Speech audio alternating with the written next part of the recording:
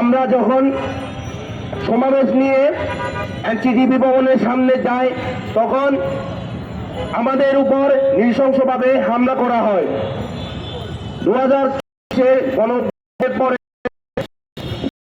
যখন দেশে সর্বপ্রথম আমরা আদিবাসীরা ঢাকা শহরের মতো একটা জনবহুল জায়গার মধ্যে আমাদেরকে নৃশংসভাবে আক্রমণ করা হয়। এই আক্রমণে প্রশাসন আমাদের সামনে ছিল এবং পুলিশের একজন ডিএমপি তিনি আমাদের এসে বলতেছেন আমাদেরকে 5 মিনিট সময় দিন, আমরা ওদেরকে সরিয়ে দিচ্ছি, আপনাদের শান্তিপূর্ণ আন্দোলন আপনারা করতে পারবেন। কিন্তু এই 5 মিনিটের জায়গায় ওরা তো ওদেরকে সরানি নাই, বরং আমাদের উপর যে হামলা করা হয়েছে উল্টা ওদেরকে বাংলাদেশের প্রশাসন ওদেরকে উল্টা সাহায্য করেছে। যখন নির্বিচারে আমরা যখন যে স্লোগান নিতেছি যে আমরা কোনো আমি কে তুমি কে, আমরা সবাই বলতেছি আদিবাসী আদিবাসী, এই যে এই আদিবাসীরা কি আমরা মানুষ না?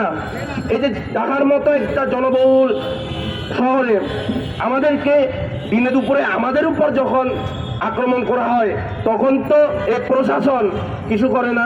এবার ভেবে দেখুন, যখন এই ঢাকার মতো জনবহুল এলাকায় যদি আমাদের উপর এরকম আক্রমণ হয় তাহলে পাহাড়ের মধ্যে আমাদের উপর কি রকম নির্বিচার অত্যাচার করা হয় এটা আপনারা ভেবে দেখুন।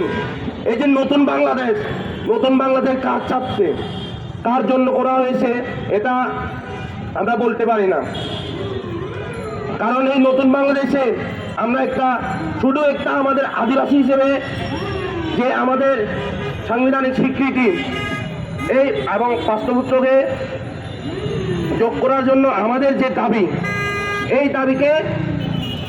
দাবিকে বাস্তবায়ন করার জন্য আমরা যদি সমাজ করতে যাই তখনও আমাদের লাঠি পেতে খেতে হয়। যখন আমার নিজের চোখের সামনে আমার বোন শ্রেষ্ঠা এবং তন্দা দুজনে আমাদের সামনে ছিলেন, তাদেরকে যখন নৃশংসভাবে মারা হচ্ছে তখন পুলিশ প্রশাসনকে যারা পিছনে ছিল আমরা পালিয়ে গিয়ে আমরা ওদেরকে এগিয়ে যেতে বলতেছিলাম যে দাদা আমাদেরকে একটু সেভ করুন, আমাদেরকে একটু বাঁচান।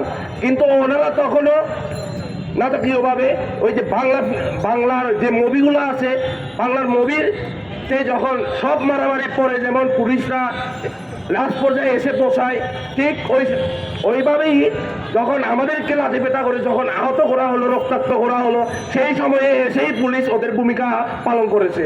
এই প্রশাসন যখন এর পরবর্তীতে যখন 16 তারিখ স্বরাষ্ট্র মন্ত্রণালয়ের অভিমুখে যখন একটা সংক্ষুব্ধ ছাত্র জনতার ব্যানারে যখন আন্দোলন সমাবেশের একটা করা হয়, ওই সময়েও এই পুলিশ প্রশাসন আমাদের উপর হামলা করে এবং জলকামান নিক্ষেপ করে।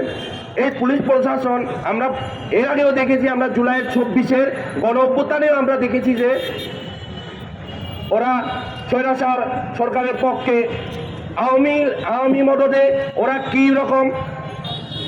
কি রকম এই ছাত্রদের উপর লাঠিপেটা এবং কি হত্যা নানান ধরনের গুম করেছে। এবং এই